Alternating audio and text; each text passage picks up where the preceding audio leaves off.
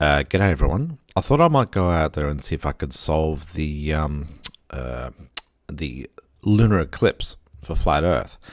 So I picked this one in March 2025, and as you can see, I've sort of centered it over the top of Mexico City, where it seems to have an absolute maximum eclipse. The partial eclipse starts at 11 p.m. The full eclipse happens at about 1 a.m. and it seems to end at about 2:40 in the evening. So I picked this particular thing here. This is where the eclipse starts. It's hovering over the top of like Panama, and the sun is over the top of Singapore. And the full eclipse seems to be out in the ocean below Mexico, and the sun seems to be below India.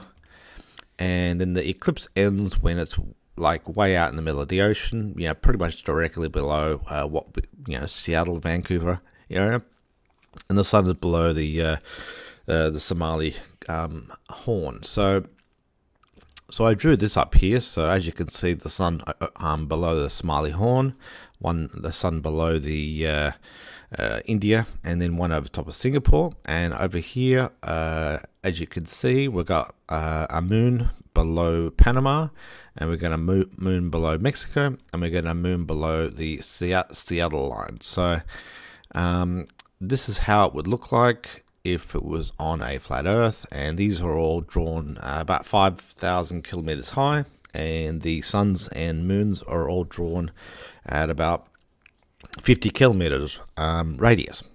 So they're all matching, and as you can see, this is the way this particular lunar eclipse should happen. So as you can see, the sun should be able to shine directly onto the moon, no worries at all. In all directions, they should be able to light it up 100%. Just because 10 minutes earlier than the eclipse and 10 minutes after the eclipse, we should have a full moon, right? So the sun should be able to go, from here straight over and hit that there.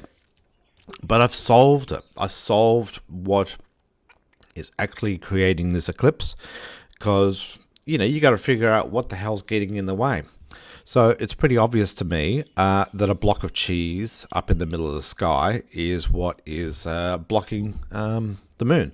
So there you go. I've solved the lunar eclipse for flat Earth. There is a giant floating block of cheese sitting 5,000 kilometers high up above our head, and it's not visible by anyone in Canada, not visible by anyone in Russia.